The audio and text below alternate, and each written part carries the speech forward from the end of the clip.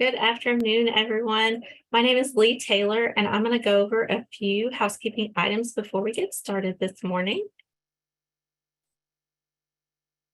This session is in Zoom webinar, so that means that all attendees are muted and your videos are off. We are recording the session and it will be available soon. After introductions, I will drop that link in the chat box. Please use the Q&A feature at the bottom of your screen for any questions. We will have time at the end of the presentation for questions and answers. You may see auto captioning on at the bottom of your screen. If you do not, click the CC button.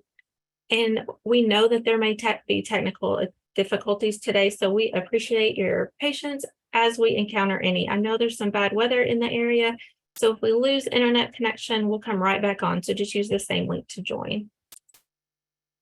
To be eligible for continuing education credit or certificates of attendance, you must be in the content portion of the webinar for at least 90% of the session to be eligible. This is a mandate by the boards. Please do not leave the webinar until the conclusion of Q&A, as that counts as part of the session. You do not have to enter your contact information in the chat, as attendees and their time is tracked by Zoom. You must register for each session and join with the link that was emailed to you. If you receive the link from a friend or coworker, we will not be able to track your attendance and you will not be eligible for a certificate. Also, you must use the same email address to register for each session. That is the unique identifier that we use to track attendance throughout the learning series. By the first full week of February, you will receive an email from me that will provide a link to access the session evaluation, then your certificate.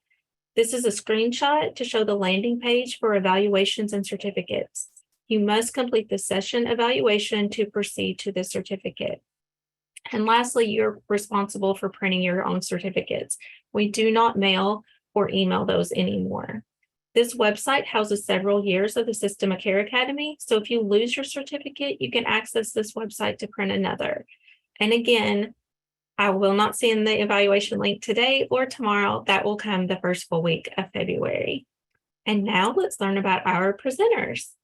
Dr. Hannah is a licensed clinical psychologist currently serving as the behavioral health program manager with Passport Health Plan. Previously, he worked for 27 years for Bluegrass.org, the regional community mental health center serving the 17 counties of the Bluegrass region. Dr. Hannah is a recognized trainer and consultant in the area of ethics and risk management. And next we have Chad Cordial, who is a certified peer support specialist with Passport by Molina Healthcare. He was raised on a farm in Blaine, Kentucky, and is a graduate of Lawrence County High School. He received his certification as a peer support specialist in October 2021 and has been working with Passport since December of 2021. He loves to spend time with his family, enjoying the outdoors and fishing. Welcome, Dr. Hannah and Chad. Thank you. Thank you. Can you hear me okay? I'm going to share my screen and we'll get started. And just a moment here.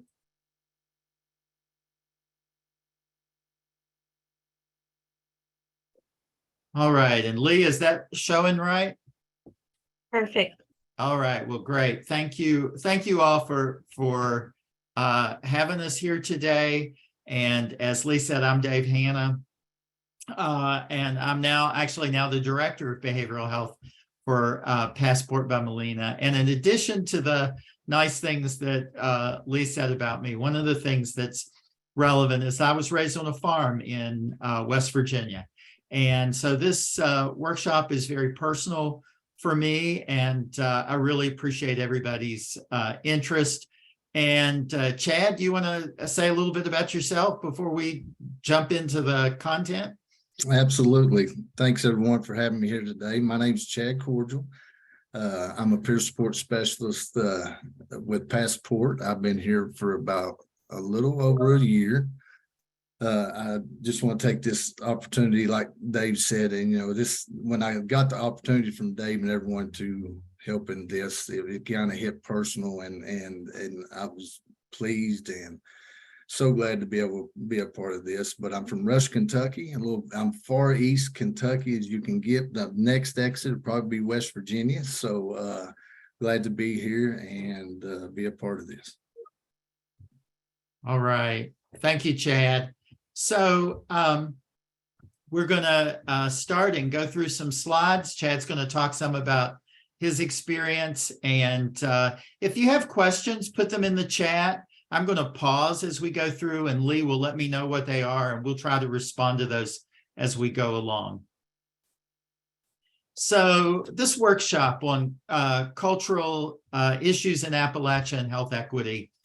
And I try to present this kind of material through the lens of cultural humility. Cultural humility is defined as a lifelong process of self-reflection and self-critique, whereby the individual not only learns about another's culture, but also starts with an examination of their own beliefs and cultural identities. And as we go through this material today, I really would encourage you to think about, what do I believe? What are my experiences in thinking about Appalachia?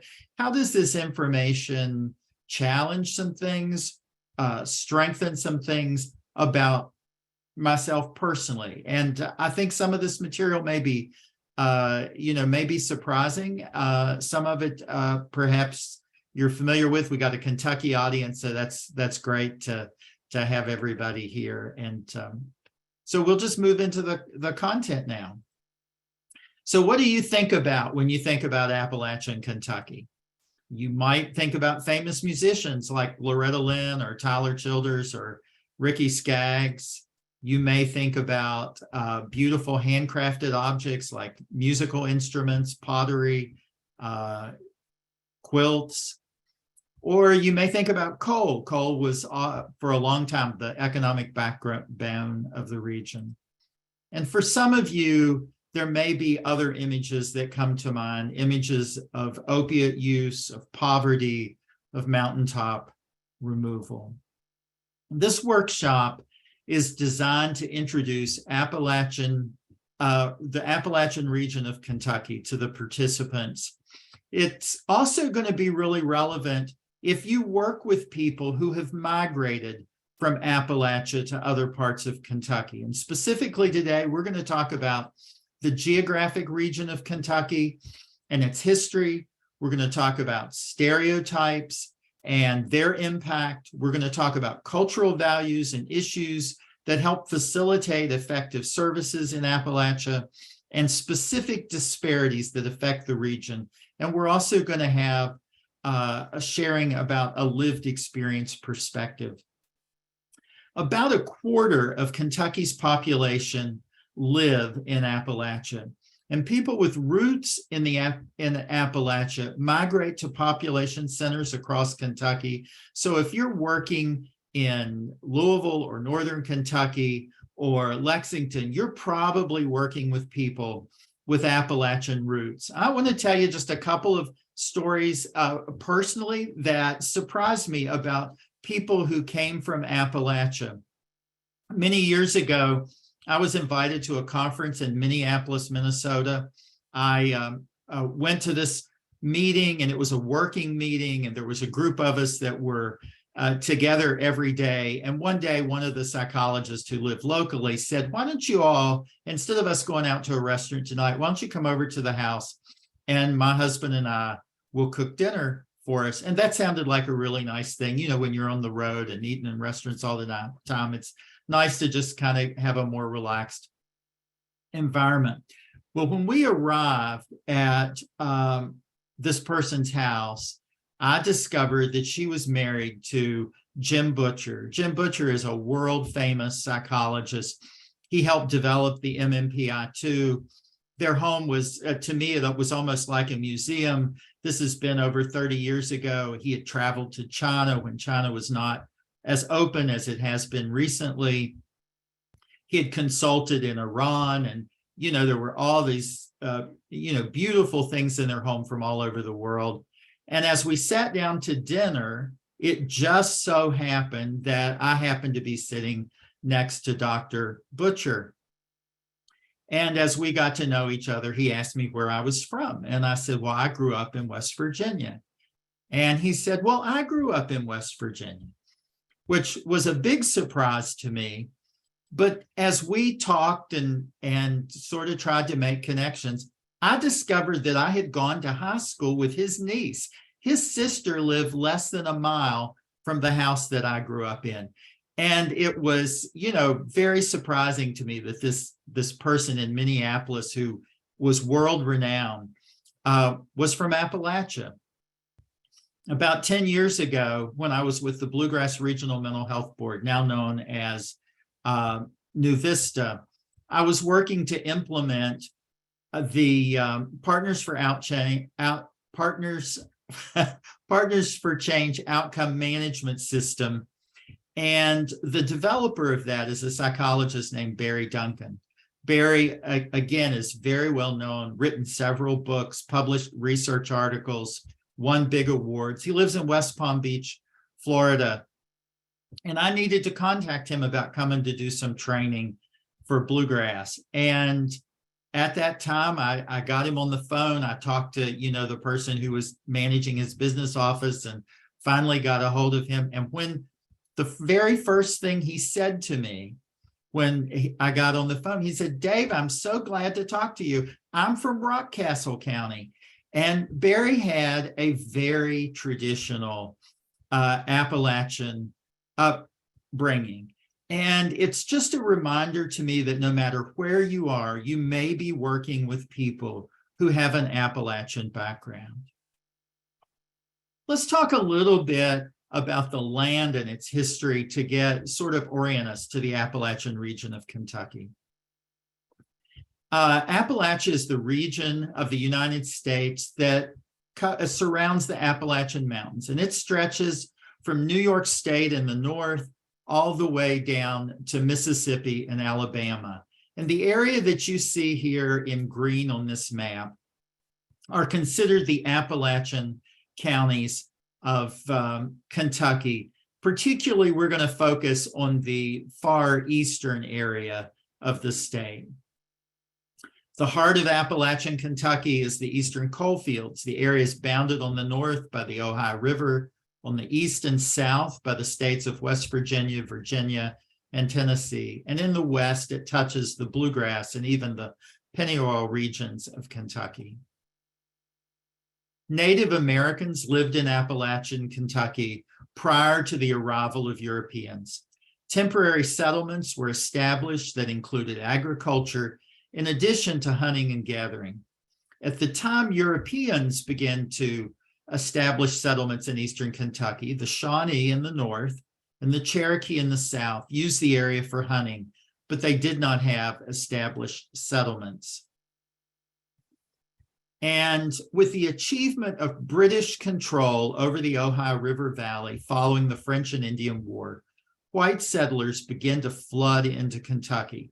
And central and western Kentucky were the first parts of Kentucky that were settled, and it developed an agricultural planter economy that was based on tobacco, hemp, livestock, and made significant use of enslaved labor.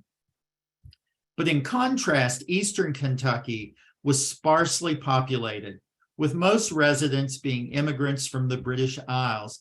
Even as late as the 1980s, Appalachian Kentucky was the only place in the United States where over half the population cited English as their primary ancestry. And the presence of enslaved persons was rare. Slavery did happen in eastern Kentucky, but it was very rare. Early residents of the area relied on hunting and small-scale farms. Now, traditional rural life persisted in other parts of the country, in the South and in the Midwest, and so on. But Appalachia and eastern Kentucky were relatively untouched by the industrialization that was happening elsewhere in the United States. The geography certainly contributed to isolation from some of the larger trends sweeping the country, but it's important not to overstate the, quote, isolation of the mountains.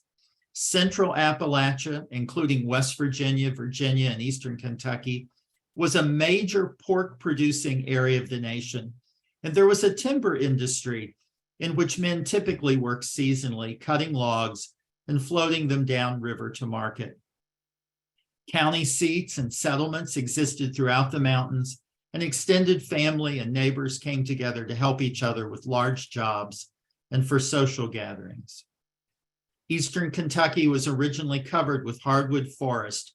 Rich deposits of coal lay under the ground, but the rugged terrain made transportation of these resources to market very difficult. And then in the late 1800s and early 1900s, railroads began to be built along the valleys into Eastern Kentucky. It became profitable to transport lumber and coal out of the region. And this development dramatically changed the potential of the natural resources within the mountains. Speculators bought up the land in Eastern Kentucky and resold it to out-of-state interests, often at enormous profit. For example, land might be purchased for 50 cents an acre and then sold for $16 an acre. During this period, most of Eastern Kentucky came to be owned by absentee owners who wanted to, and I'm going to put this word in quotes, develop the natural resources in the area. Sometimes owners were persuaded to sell only what was called the mineral rights or the timber, but they retained ownership of the land.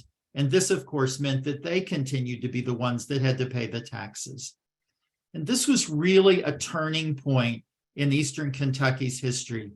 The enormous natural resources and wealth of the area came under the control of absentee business interests who overall, and there were exceptions, but overall had little to no concern with the impact on the communities. Kentucky leaders outside of Appalachia were enthusiastic about the opportunities in Eastern Kentucky. For example, Henry Watterson, who was the editor of the Louisville Courier-Journal and sometimes a spokesman for the L&N Railroad, you probably know his name from the Watterson Expressway in Louisville, actively promoted what he called the industrial development of Eastern Kentucky by Eastern capital, meaning money from New York, Philadelphia, or elsewhere. During this period, virtually the entire hardwood forest was logged. Today, when you drive down the Mountain Parkway, or even when you drive down I-75 and you see the beautiful forest in the Red Rivers Gorge or the Daniel Boone National Forest, it's hard to imagine that nearly 100 years ago, all of this land was clear cut. And this led to enormous problems with erosion and polluting streams. It undercut the pork market because hogs had fed on the mast in the woods. And all of this happened on a scale that people in these communities could hardly have imagined.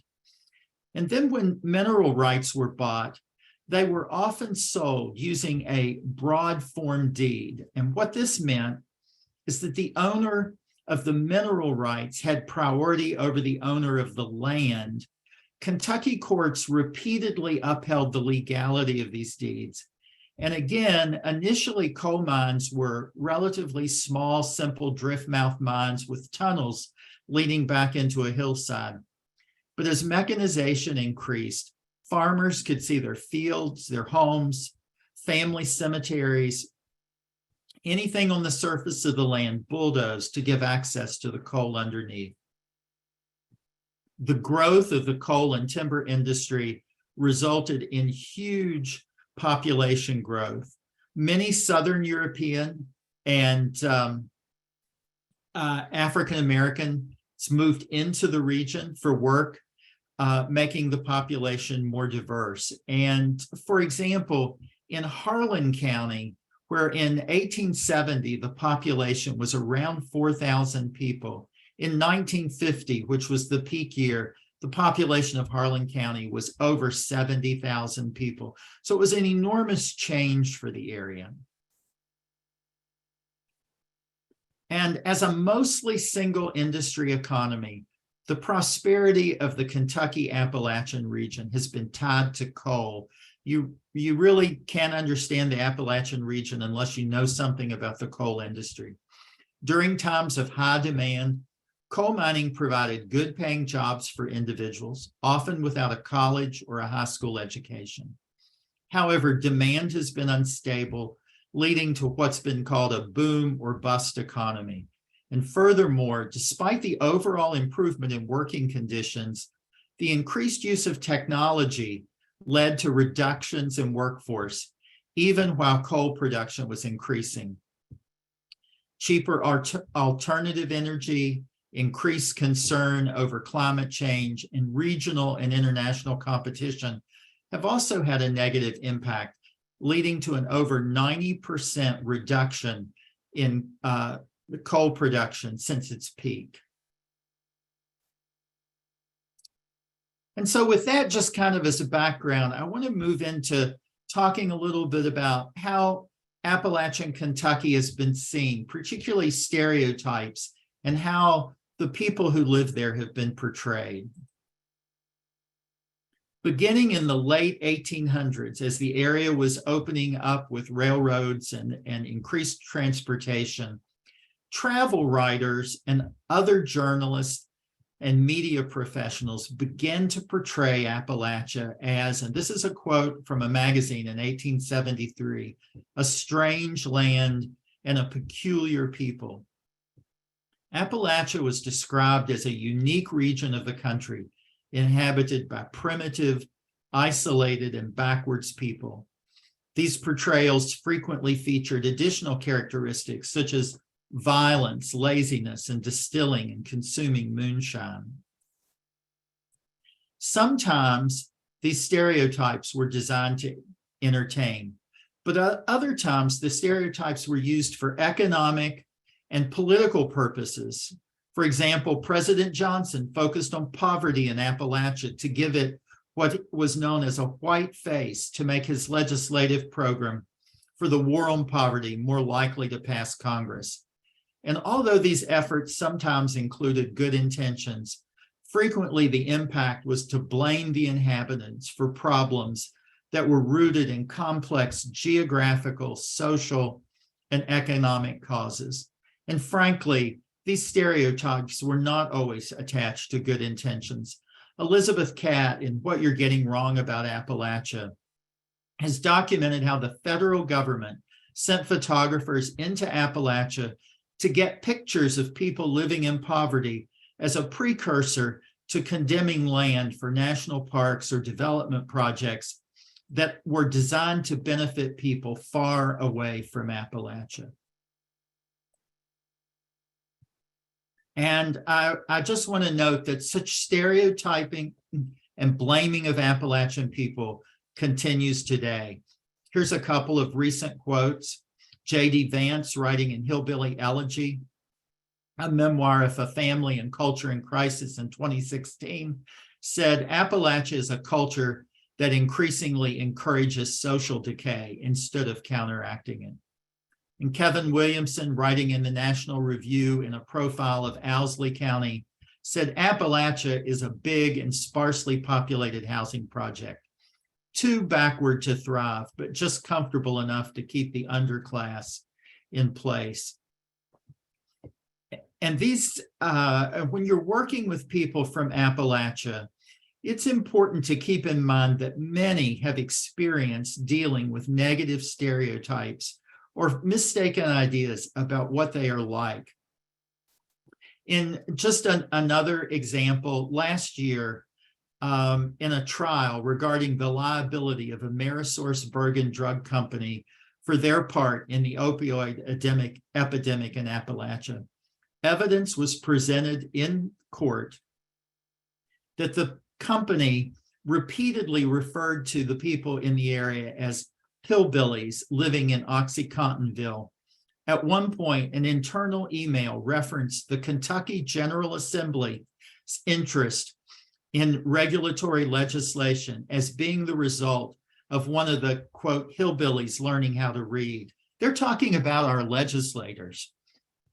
And I'm sure I don't need to point out that in many ways, the devastating toll of the opioid epidemic repeats the older story of outside moneyed interest regarding Appalachia as a resource to exploit for the increase of wealth outside of the impacted communities.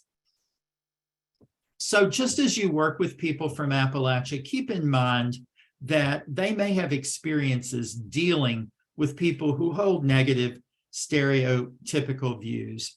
And I'm going to speak personally here, just in case you don't know this. Jokes about whether or not you wear shoes or sleep with your cousins are not funny.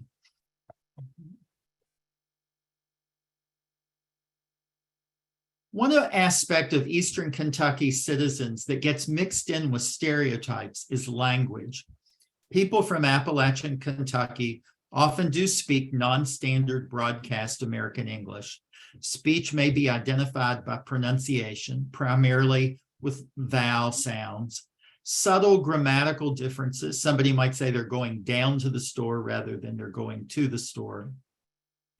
And some unusual words or phrasings, like people might say nerves when they mean what we would say anxiety, depression, or sugar for diabetes, like my mother has sugar, meaning my mother has diabetes. In most instances, simply asking people to explain something you don't understand will be sufficient to clear up a difficulty. However, it's important to keep in mind that distinctive language of people in Appalachian areas have often been combined with stereotypical views and made a subject of humor or even ridicule. Professionals should never make fun or try to correct how individuals speak. I love this quote from Dr. Aaron Thompson, who's the president of the Kentucky Council on Post-Secondary Education, and also someone who was born and raised in Clay County.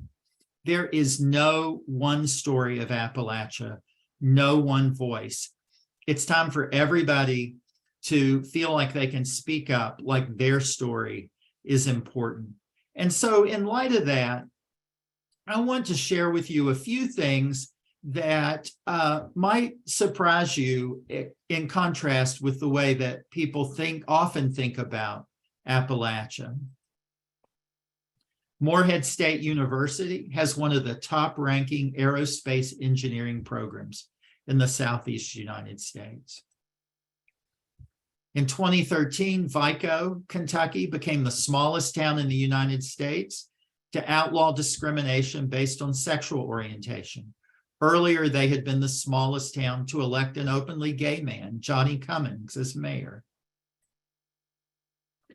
4 community agencies in Letcher County, a historical coal county, joined forces to build the largest solar power energy project in East Kentucky. The projects included a fire station and a new community pavilion at Left, which you can see at Left there, which houses concerts, private events, and local farmers markets. And the USA Drone Port, located in Hazard, is a pioneering aeronautics facility for research and development in unmanned aerial vehicles. And I'd like to close this section with my own favorite story about finding things that counteract stereotypes in Eastern Kentucky. A couple of years ago, I was down in Jackson in Breathitt County to meet with someone who was interested in starting SUD services in the area. We met early in the morning for a cup of coffee in a small kind of country cooking diner.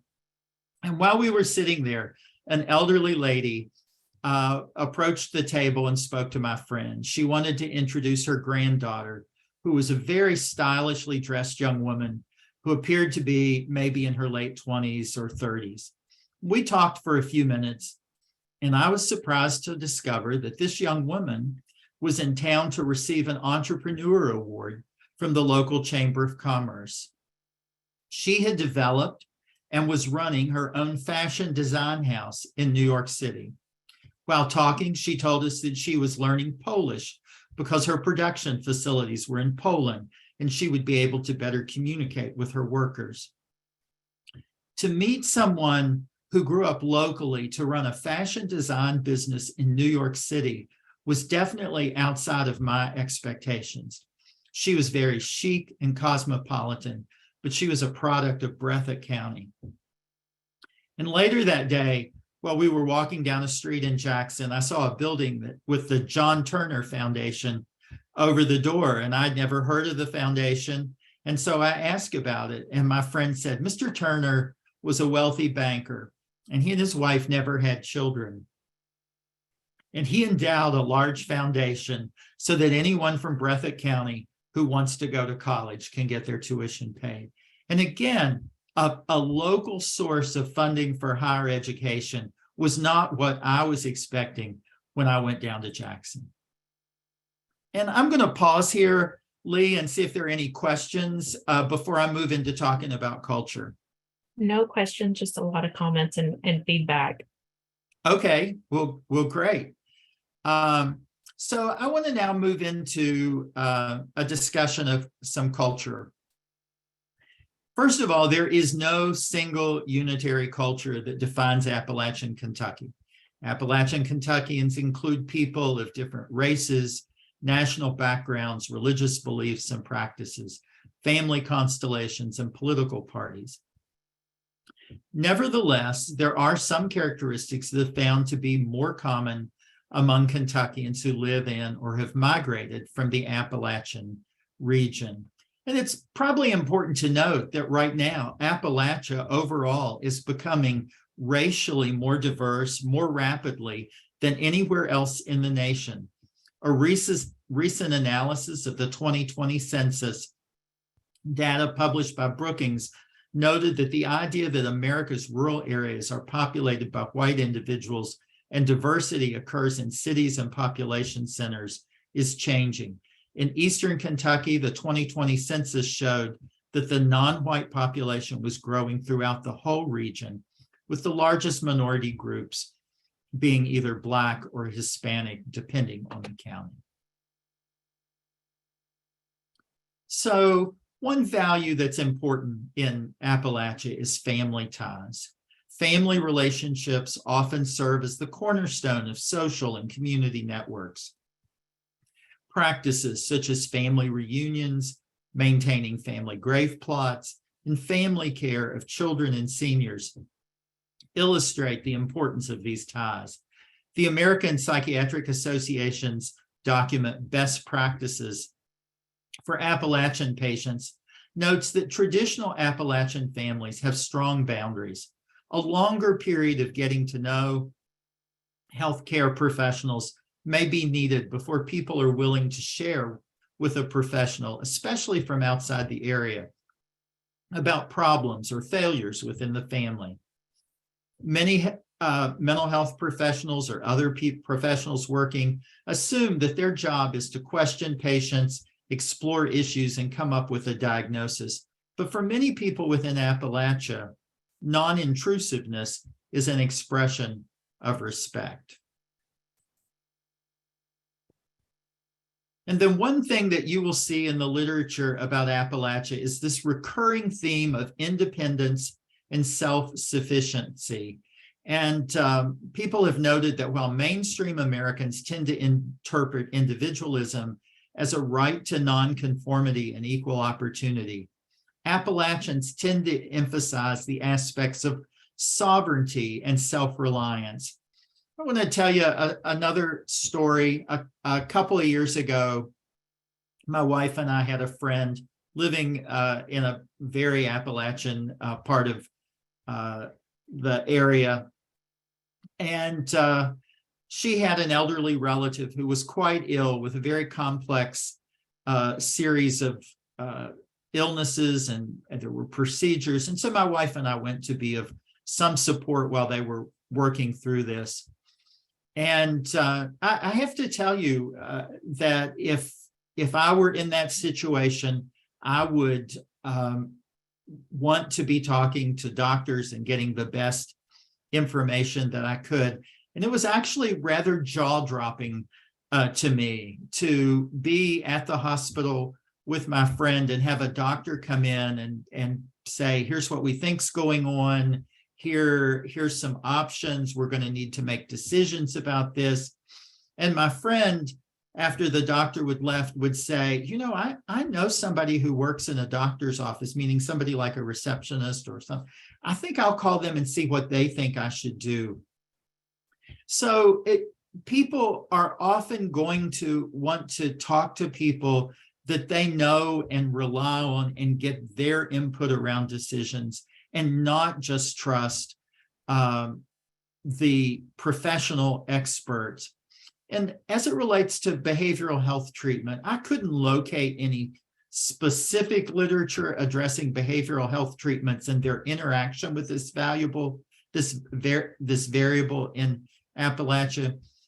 But professionals probably should consider that highly prescriptive treatments, especially if the provider is not a trusted part of the patient's community, might not be as effective with Appalachian patients. Consider, for example, the difference between Albert Ellis's RET or some of the versions of CBT in which the counselor essentially tells the patient, here's what I think's wrong and here's how you need to change, versus things like motivational interviewing or the Partners for Change outcome management system, which relies very heavily on seeking the patient's input in the treatment as you go along.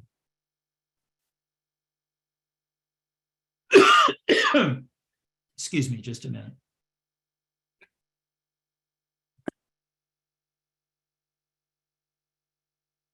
Attachment to religious communities is also important throughout Appalachia.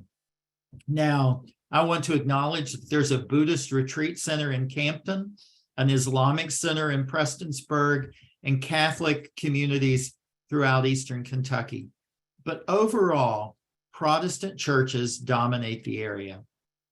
Many of these churches, such as the Old Regular Baptist, have histories that date back to the colonial era. And in some churches, laying on of hands or faith healing are practiced. But these practices are not necessarily incompatible with people also making use of traditional medical approaches to health. Loyal Jones, a noted Appalachian scholar, opens his book, Faith and Meaning in the Southern Uplands, by quoting from notes penned by miners who were trapped by an explosion and eventually died in the Fraterville mine accident in 1902. I'm going to read you one of these notes. This was written by Powell Harmon shortly before he was smothered to death in the mine. Dear wife and children, my time has come to die. I trust in Jesus. Teach the children to trust in Jesus. May God bless you all is my prayer. Bless Jesus. It is now 10 minutes till 10 and we are almost smothered. Don't know how long we will live, but it is our time to go. I hope to meet you all in heaven. May God bless you all, wife and children, for Jesus' sake. Goodbye until we meet to part no more. I've read this note several times out loud and it gets to me every time. There's some things I want you to note about this. First, I want you to note that the miners were writing notes, a clear sign that they were literate and a refutation of the stereotypes of Appalachian people as ignorant and illiterate. But the other thing is that these notes express a clear, recognizable Christian faith, were written at a time when mainline denominations were literally sending hundreds of missionaries into Appalachia to, quote, save the people. The attempt to Christianize a people who already had a deep Christian faith woven throughout their lives and their culture is yet another example of treating Appalachian people as primitive and barbaric without really understanding their world. And I wanted to share this story as a cautionary tale for mental health and other healthcare professionals who may be unfamiliar with some of the beliefs or religious practices of Eastern Kentucky. it's important to first seek to understand the individual's view of the world before assuming some deviant or pathological implication.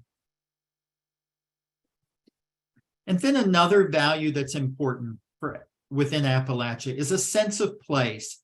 Kentuckians from Appalachia tend to have a strong identity with their home communities, and they're interested in where people are from.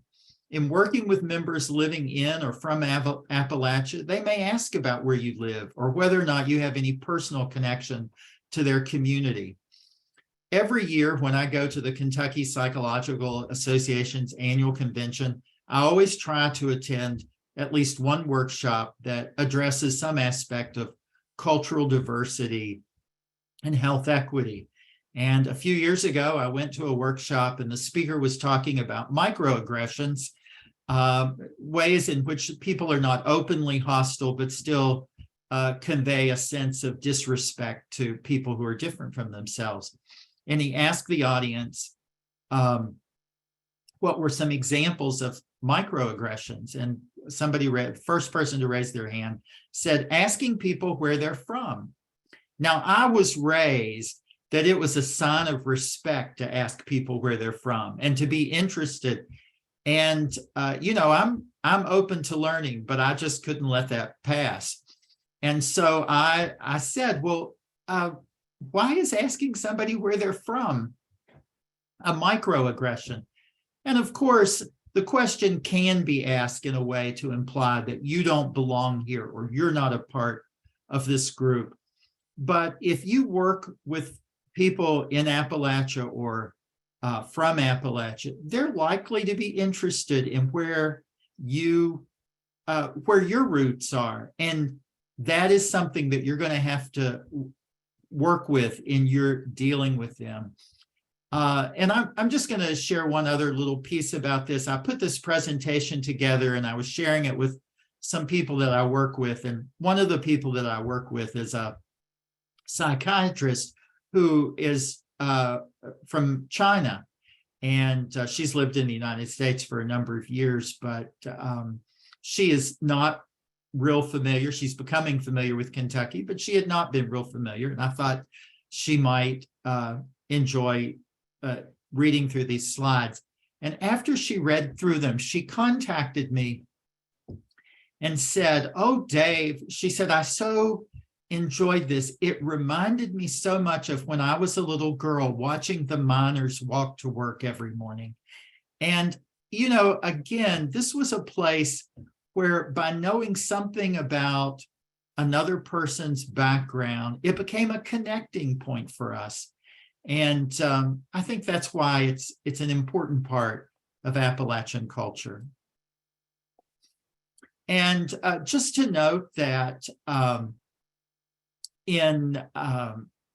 these values can be used to help facilitate effective intervention. And here's just one example of that. Drawing on I got off there. Toberg, Meyer, and Mandy identified strategies for incorporating Appalachian cultural values in tobacco prevention efforts. And these variables included explicit or implicit appeals to family, explicit or implicit appeals to independence, self-reliance, or empowerment, avoidance of negative stereotypes, and use of familiar images to most people within the region. And they reviewed 471 tobacco prevention and control materials that were currently in use in Appalachia and found that many of them lacked cultural congruence with the region's values, traditions, norms, and customs. And many of the materials often were written at a level that most readers from the region would not understand. And now I'm going to move into the final part of this presentation. And I want to talk about disparities. Now, as most of you know, Eastern Kentucky is an area that faces many serious challenges, and we're going to move into a discussion of those, including places where you may be able to make a positive contribution, But before I do, I want to tell you one more story. Last year, I was reading about suicide rates among Native populations in British Columbia, Canada. And it won't surprise you to learn that suicide rates among young Indigenous people are higher than they are. In fact, they're 5 times higher than for the average of all young Canadians. But what did surprise me was finding that although the province has around 200 Aboriginal groups, more than 90% of the suicides occurred in only 12% of these groups. It was a reminder to me that to generalize about Native populations or Appalachian populations, or really any other way we want to group people, can be very misleading. As we look at health disparities within Appalachian Kentucky, keep in mind that there can be tremendous differences in areas, with some areas doing much better than others overall, and others much worse.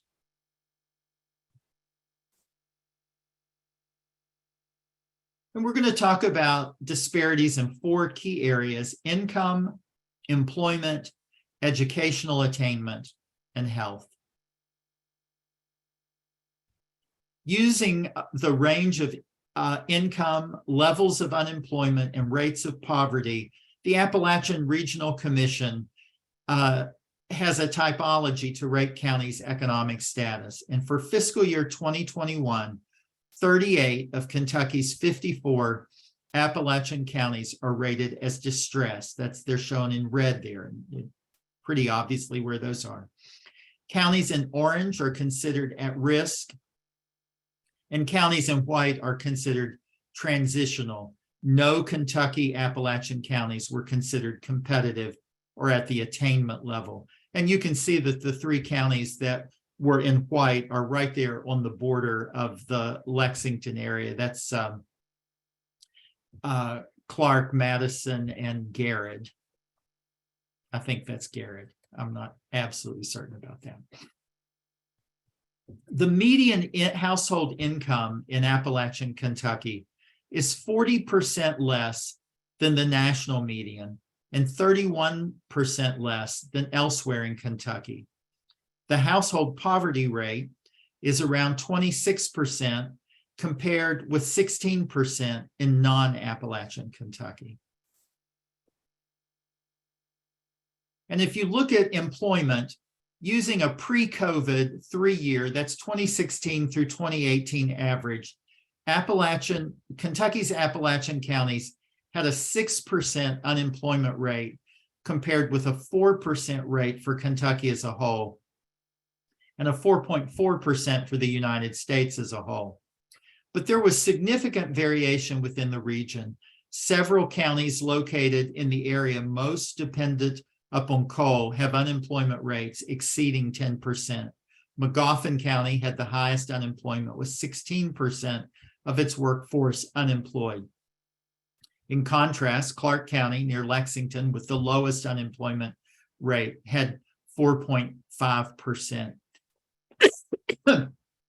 In addition to higher unemployment, Appalachian Kentucky has a lower participation in the labor force. Between 2013 and 2017, Kentucky's Appalachian counties averaged around 60% of the adults between the ages of 25 and 64 active in the labor force, compared with 75% for the rest of the state.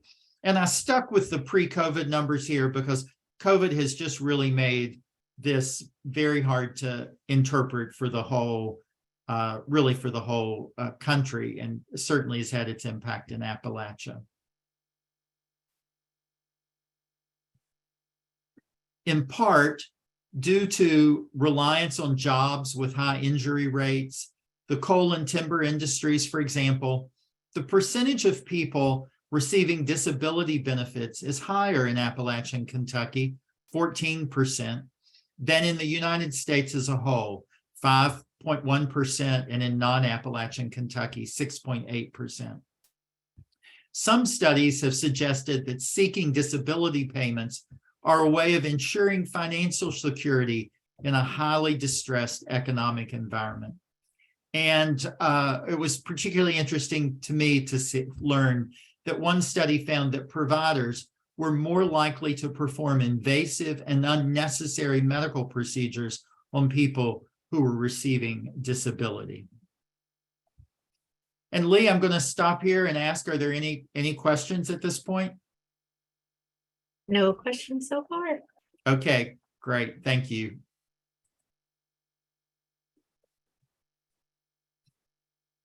There are also disparities related to education. Within Kentucky's Appalachian counties, 22.5% of adults ages 25 to 64 do not have a high school degree. This number compares with 11% without a high school degree in Kentucky's non-Appalachian counties. And only 13% have a bachelor's degree compared with 25% in non-Appalachian counties. However, high schools in the area frequently exceed state graduation rates. If you look at the chart below, you'll see the last line over there is graduation rates for Kentucky statewide. And I just put in Breathitt, it's kind of small here, Breathitt, Floyd, and Pike counties, where you can see much higher graduation rates. However, their success in doing so, I'll just pause to say their success in doing so has drawn national attention, including visits from Microsoft founder Bill Gates.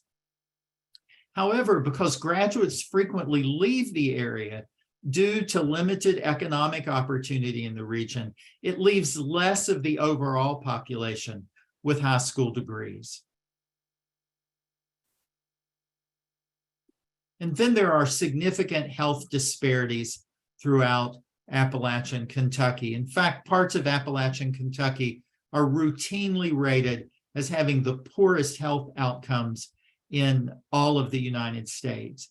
These include disparities in access to healthcare, mortality and morbidity, and in lifestyle issues that directly have an impact on health.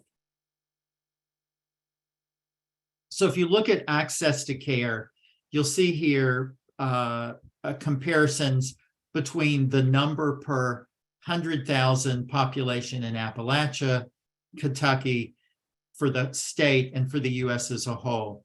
You see that primary care physicians, 55 per 100,000, compared with 70 to 75 outside of Appalachia. There are a large number of mental health providers in Appalachia that, in terms of just numbers of people, that tends to be on par. But if you look at specialty physicians, look at the differences here. 61 per 100,000 compared with 155, 153 elsewhere. And what this means then is that people end up having to travel long distances. And if you have difficulty with transportation, it limits your access to specialty care and makes it more expensive to get. And you can also see there's significant disparity in relation to dentists, access to dentists. When you look at yes. Before you move on, if you will, we have two questions about the high school graduation rate before you continue on. One of them is, do you think the high graduation rate is attributed to the high family connections? You know, I don't know for sure about that. It might be. It might also be that there are some very innovative school programs, and I think in general, schools tend to know their students maybe a little more personally.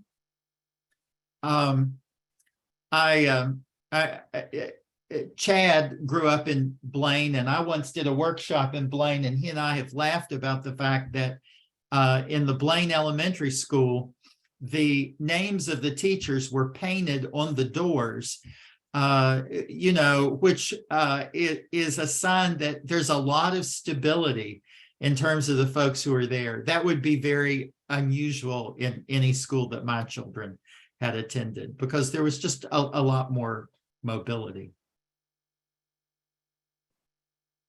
And was there another question, Lee? One of them that was related to that, I'm going to hold till the end, Okay. because you guys might get to that in one of your slides. And we had a question back to the access to care. What led to the better number of mental health providers? And the question if it was policies. I'm not sure that it's policies, although I will say, you know, I'm shooting from the hip on this. So, but I do think that the Medicaid expansion in Kentucky has made it possible for people to earn a living. Kentucky, compared to most other states or many other states, has a very rich behavioral health benefit. And I think we also would have to credit schools like Lindsey Wilson and other schools in Eastern Kentucky have really focused on developing graduate programs in behavioral health. So I think that's also a contributing factor there.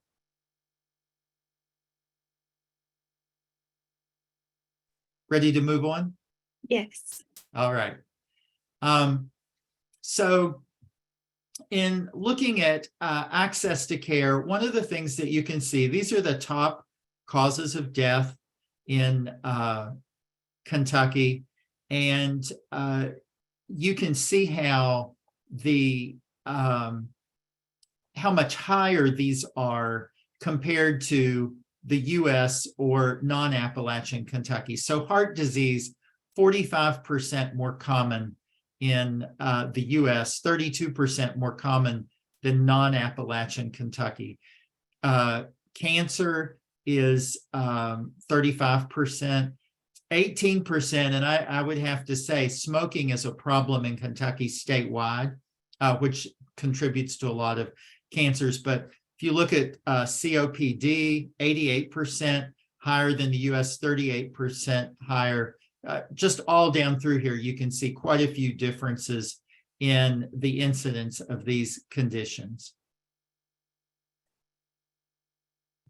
And then when you look at life expectancy, it is among the lowest in the Appalachian counties. In some locations, individuals are likely to die nearly 10 years before residents in other parts of the state.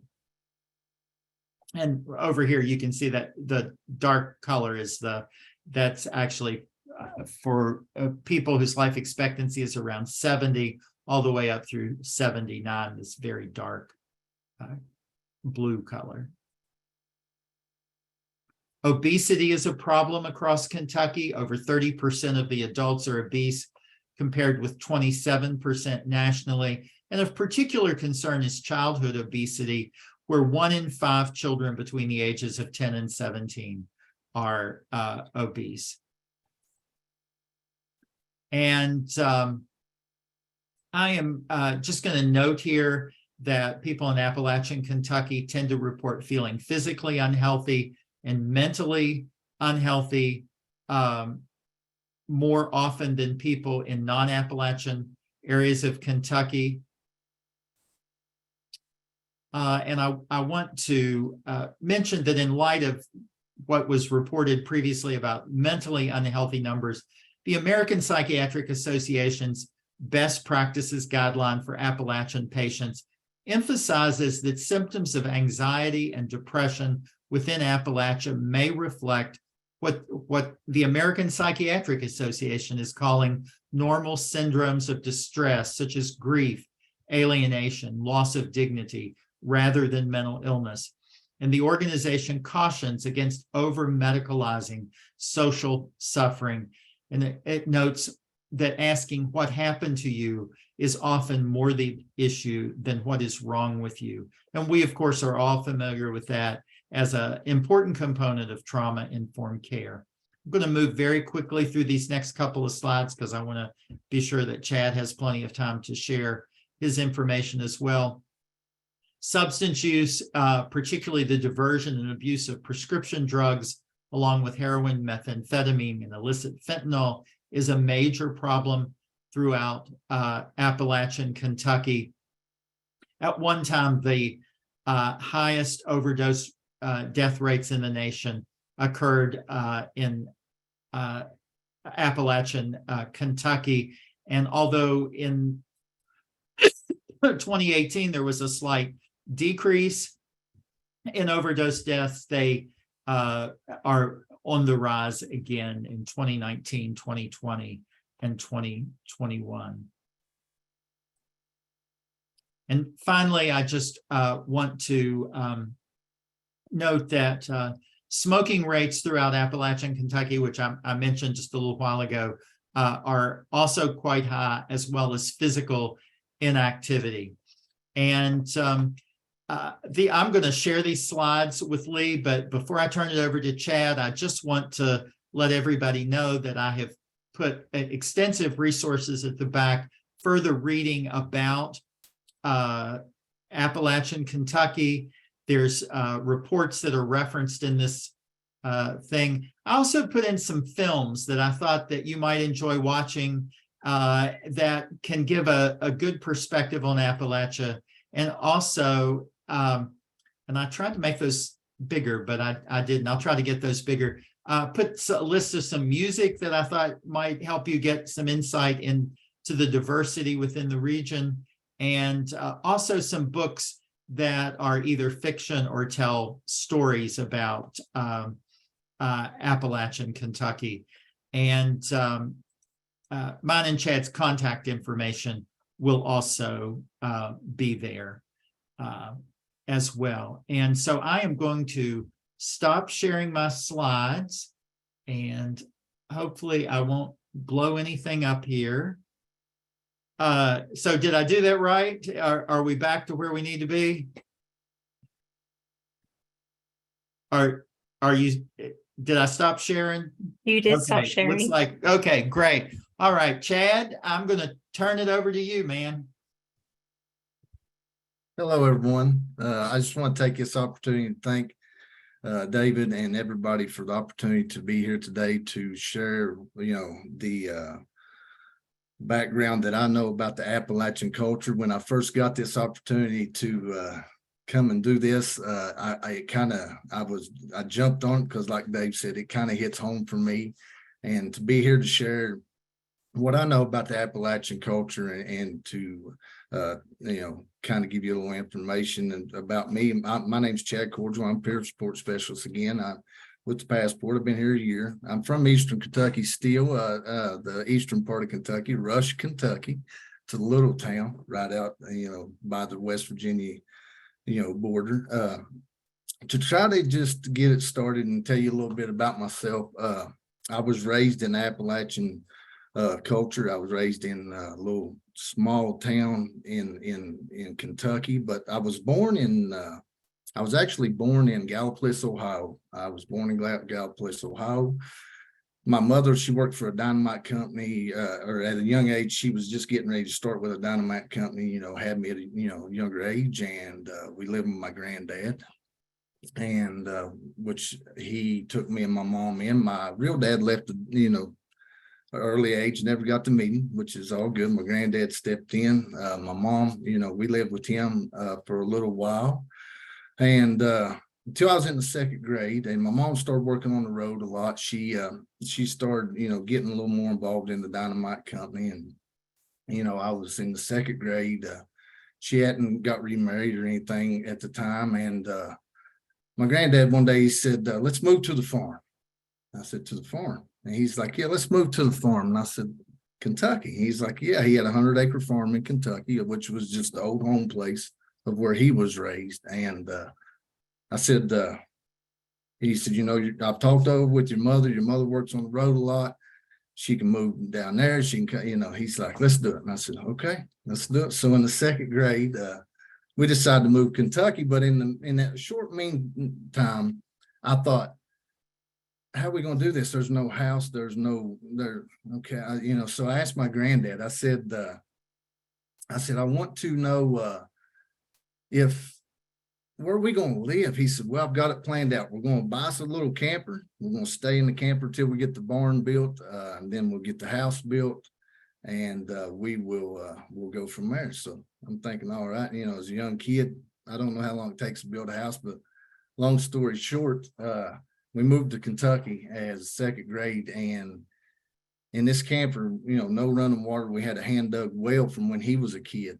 He's like, this is where we'll get our water. We can heat it up, So we start building the farm in Kentucky, and I get to a point of, a few weeks going in, he's drawing plans up, and a few things come out, and he says, okay, I've got some plans drawn up. I think I'm going to start, I got some dozer work. I'm going to get some things started and start with the barn. And I remember looking at my granddad and saying, starting with the barn? And he's like, yeah, we're going to become farmers. And he said, I farmed all my life, I'm going to show you the farming life. And I'm like, well, shouldn't we build a house first? We're living in a camper. And he said, well, if you're going to be a farmer, you got to have a good barn before you can have a good house. So I just want to kind of share that with you. So we continued to build the barn first, and then started on the house a little afterwards. And anyways, I was raised there on that farm, and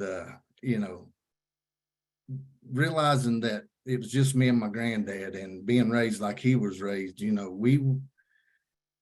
I start getting a little older into my, and I realized farming's a little more, we start getting cows and chickens and horses, and, we're starting to, farm tobacco and hay. And I'm like, okay, farming thing's a little different, but, let's go with it. So we went with it. Then, the older I get up into the point of life, I can do a little more things on my own. And as a young kid, I played sports. As a young kid, 2 years or 4 years old, he started me in baseball because he loved the Reds baseball.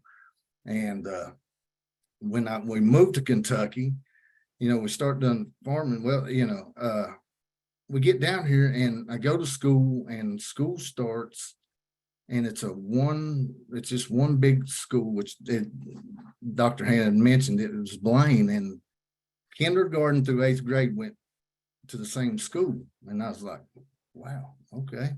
So I go in, and I'm looking around, and like he said, teachers' names on the doors, and I'm here, and it was different from the second grade school I'd come from.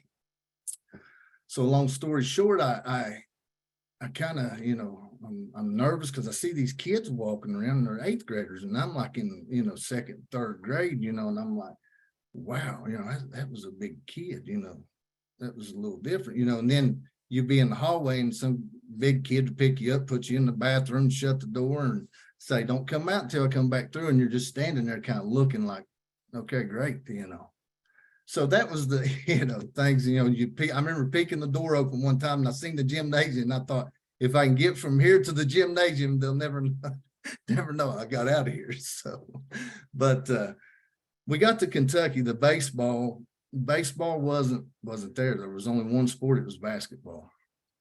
So my granddad, being a retired truck driver, I remember I come home, and he said, so did you, sports is, did you sign up for baseball? And I'm like, they don't have baseball. And he said, okay. He said, well, they used 2 years ago, but I didn't realize that. And I said, well, he could tell I was upset, but he literally took his own money just because I loved baseball as a kid. And he started his own baseball league at this little small school for everybody. He started 4 teams. So all these kids join and start playing baseball. It starts getting so big, my papa can't hardly keep up with it. He goes to the school board. School board don't want to, kind of chip in. So he's like, okay, I understand. So he couldn't do it on his own. So he had to drop it, which eventually had come up with a football team because Papa had started a baseball team. So good things come from it, but I didn't have nowhere to play baseball. And he said,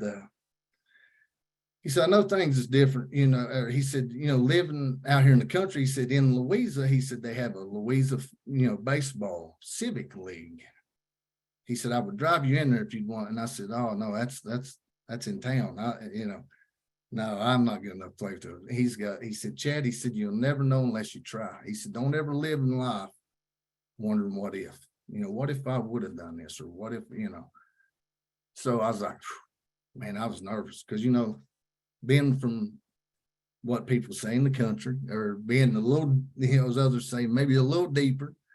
It was just Louisa, but Louisa was like a big town, big city to me. And I said, okay, let's do it. So we jumped in, we go, we sign up. I'm nervous. I go in, I hear about these boys that played from Louisa being so good.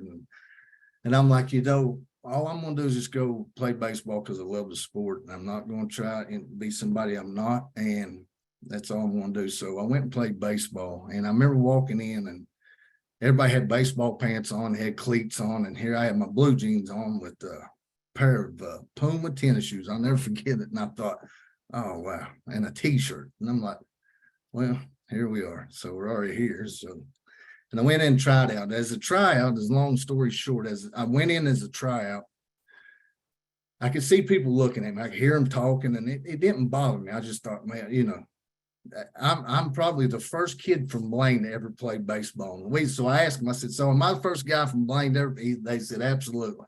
So don't try to take no spots. Just come in here and do it. And I said, that's all. I'm just here to play ball. I was just wondering if I was ever the first one. They kind of snickered. And I thought, well, okay.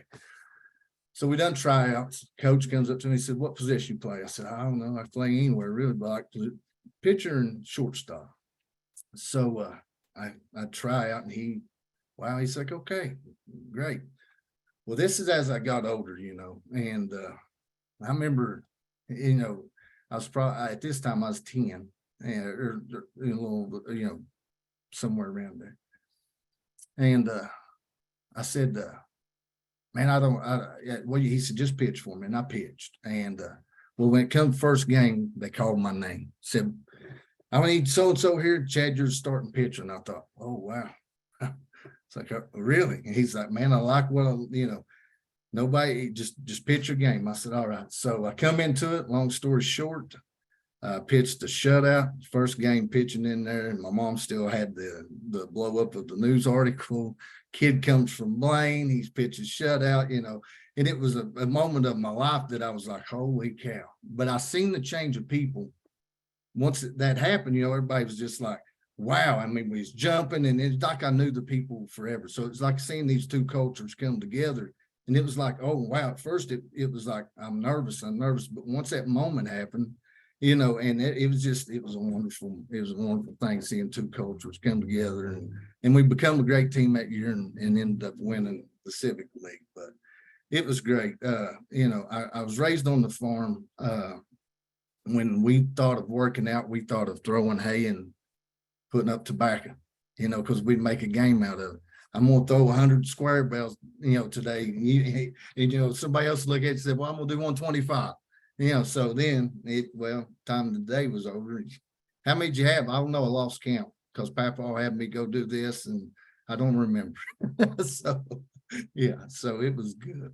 And to get up into, people was always like, when we go to the mall, it was a big thing. It was the biggest part of when I was a kid. It was like, oh my gosh, we're going to the mall. Okay. I got my boots on. I put my hair over. I put my flannels on.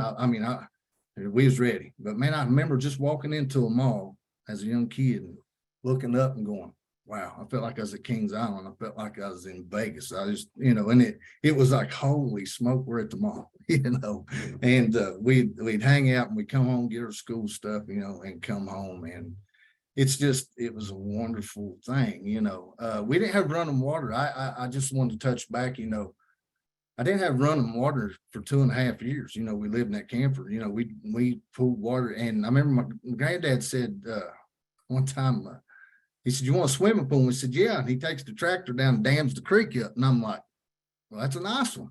Yeah. So we swim this swimming pool, what we thought was a swimming pool, big, huge hole of water. And, these is things, I used to tell in the workforce when I do HVAC, and people look at me, I tell these, growing up, and they look at me like, what? And there's, but I remember my Aunt Betty would be chuckling, and she'd get 3 bars of Zest soap on sale down to the dollar store or something. And she would come, she'd say, well, right after you get done having fun, you might as well get cleaned up. And she'd throw us all a bar of soap and we'd clean up in the creek. And then and we thought we had fun. We had our bath in, we was going to go in, get cleaned up, eat our dinner, go to bed and go to school. You know, a lot of people might not, you know, at that time didn't think nothing about it, but you know, so, you know, and that's, it's a great thing. I went to see her the other day at Christmas. We still have a family Christmas. Everybody gathers around, and I remember she makes homemade pizza. She lets the dough rise on the stove. She makes everything from scratch. And I was eating that pizza, and I was sitting by the nightstand or the end table, and the home phone rang. And when it did, I threw my pizza over on the couch because it startled me so bad, because my arm was on the phone. And I kind of jumped up. My Aunt Betty started laughing. She said, "Son, are you okay?" And I said, I ain't seen a home landline in so long. I said, I had my arm on that phone, and when it rung, scared me to death. And she said, "You don't have a landline at home, Chad?" And I said, "No, I don't." And she said, "Well, okay." She said, "We need to get it. They're kind of convenient." Little lady that still lives off propane gas and got a window unit and a big nice home, and we that don't want to accept central air. You know, she's like, "No, I'm good." Okay. But anyways, I get up into my younger adulthood, run into granddad passed away when I was a senior in high school, and I get to the point I'm trying to take care of the farm on my own. My mom moves back in, you know, with me trying to pay the bills and, you know, take care of everything. I end up selling all the animals to a friend because I couldn't do it. Got up, started working, went into carpentry. Just like David said, a lot of these slides I see on here it's a lot of memories. Ricky Skaggs, my mom took care of Hobart and Dory Skaggs till the day they passed away. She was their caretaker. You know, Tyler Childers went to the same high school I went to, Lawrence County High School. You know, seeing those pictures, that just touches home. But I got into, you know, stuff that I hadn't tried before, getting out and didn't know what partying really was, going out to a bar, going out to and started, you know, dabbing in the world of young adult, and got in some trouble. Not, you know, major trouble. I got, just long story short, went to work, got hurt, got hooked on some opioids, you know, here I am today, the opportunity to work with Passport by Molina and be a peer support specialist and share this opportunity with you. But yeah, but after that, you know, life was rough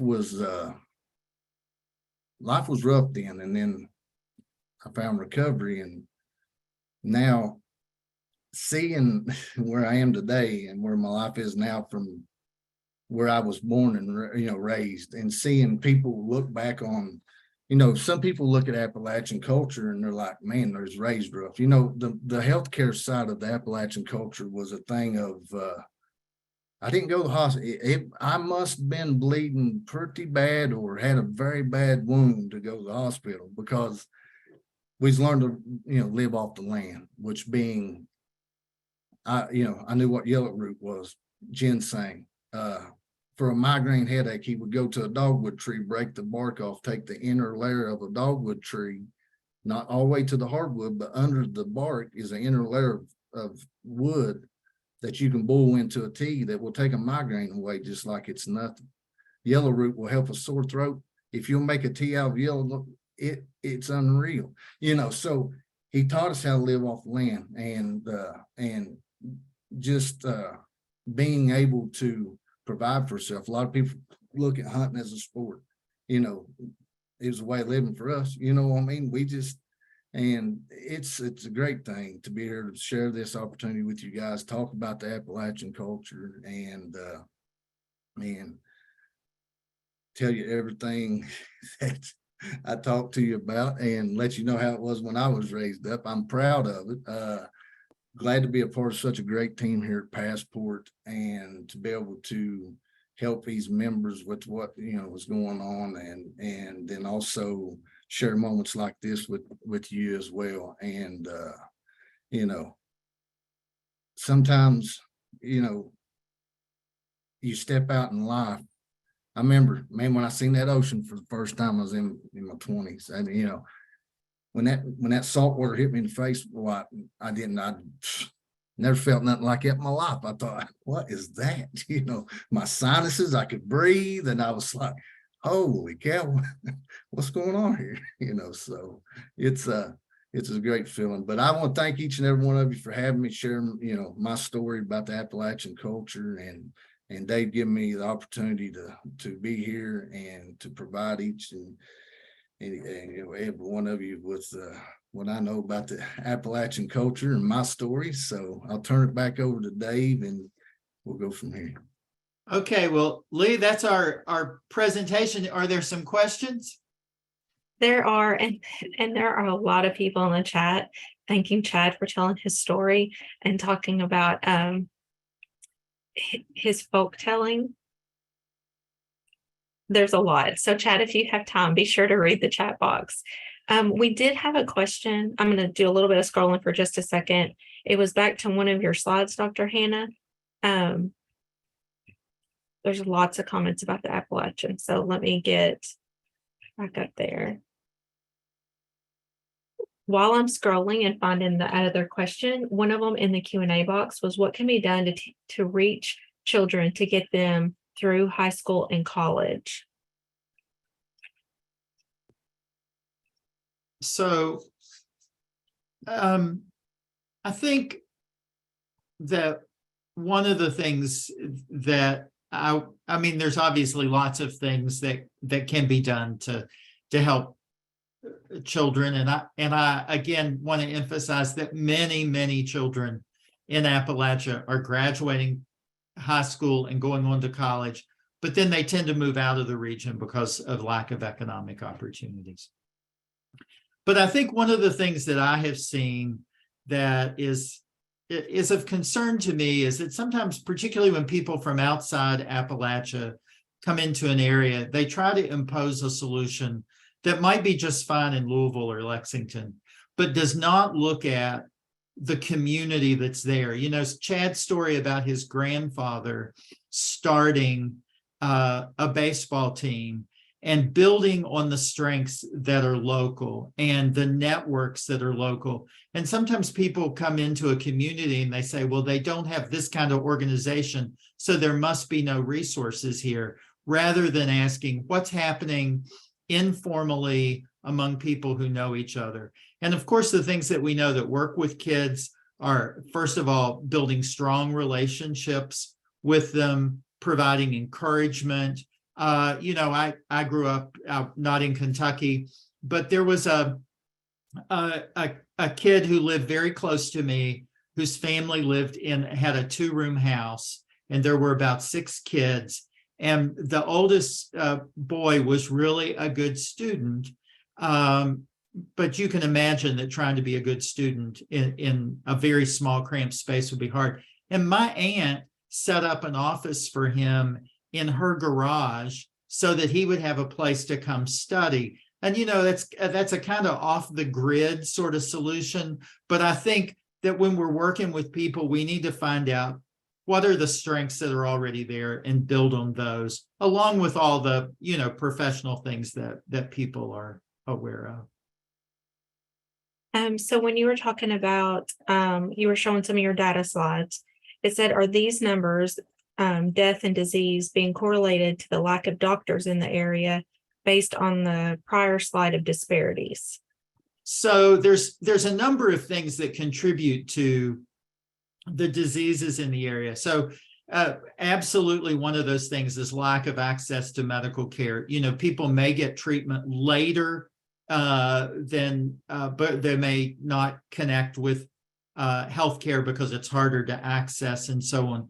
But I think we also have to acknowledge that there are lifestyle issues. So when people are physically inactive, when people are smoking, those also contribute to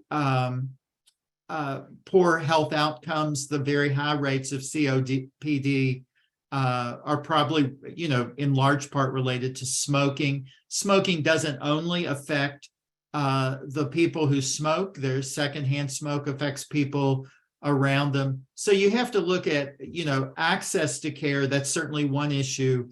And then you also have to look at lifestyle issues. And again, rather than, blaming people, saying, well, you should exercise more, or you need to, change your diet. We have to look at what is available in the community, what recreational opportunities are available. The reality is that most people don't live in places where they can throw 100 bales of hay a day and stay in shape. And so, we have to look at how do we help people build those kinds of things into their lifestyle. Let me throw in, I could only throw about 20, so kudos to you. Another question is, I've seen where teens leaving the small communities to go to college get lost. Are there programs that help them prepare for the culture shock? Oh, that's a good question. And I don't know for sure the answer to that. I'm reminded of, and it's in my list of resources. There was a notable Appalachian scholar who grew up in Harlan. And it might be surprising to people to know that he lived in a completely African-American community, and he went to the University of Kentucky. And he says in that book, I called my mother and I said, I have never seen so many white people in my life. And he was just astonished that he was not in this supportive community that he had grown up in. And and his mother said, well, you're going to have to figure out how to make that work, which is the kind of advice we all need from our mothers sometimes. But I think helping people anticipate, I can remember personally, I was in graduate school, so I was in a PhD program in my 4th year. And one of my professors said to me, and I'm grateful, although this sounds very harsh. She said, David, you're really a pretty smart person, but nobody will ever know it from the way you talk. And I had to realize that there were things about me that gave people an impression of who I was that maybe I needed to think about how that plays out. And just helping people face the reality of life outside of their home communities, and then they can make a decision about, what they do with that. But I was not aware that I sounded ignorant to people. Right.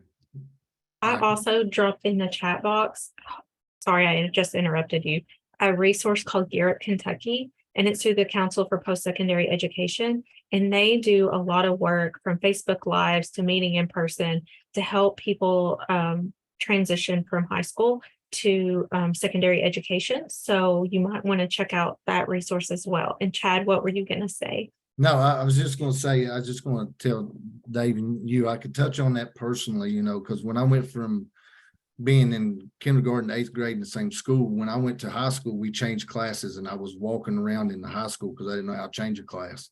So if there is resources out there for, that'd be great, because I remember personally doing that myself, being like, wow, where'd I go now? Yeah. And Lee, I know we're almost out of time, so I just want to say I've been looking at some of the comments in the chat, haven't read all of them. I just really appreciate people's interest in this topic and allowing us to be here and share today. Me too as well. Thank you all so much. There are so many comments. If you want, I can forward you the saved chat later. I do have one more question, and if people need to leave at 2:30, I understand that. But I'm going to go ahead and ask one of the other questions. I'm probably jumping ahead. This was asked earlier in the presentation. What is planned by the state as to how to improve the Appalachian area, especially healthcare? So I'm going to say not only by the state, but overall, what's planned? So, there have been a lot of efforts. I think one of the most promising right now is the SOAR program, Saving Our Appalachian Region. It's had bipartisan support. And there's a number of initiatives, many of them very locally driven, that they are engaging in to help support. There's also a lot of grassroots efforts that are underway in the area to support growth there. I mean, I clearly believe that it's when people respect and trust the folks they're trying to help and allow them to build solutions that you're likely to see a good progress. And I don't think that we can deny the reality that the coal industry has been hit hard for a number of reasons, and that the area is in a place of transition right now, of sort of finding a new way forward. But it's the it's the blaming and the treating people as if they are somehow different because they live in a different part of the country that has been so harmful in holding both of them back.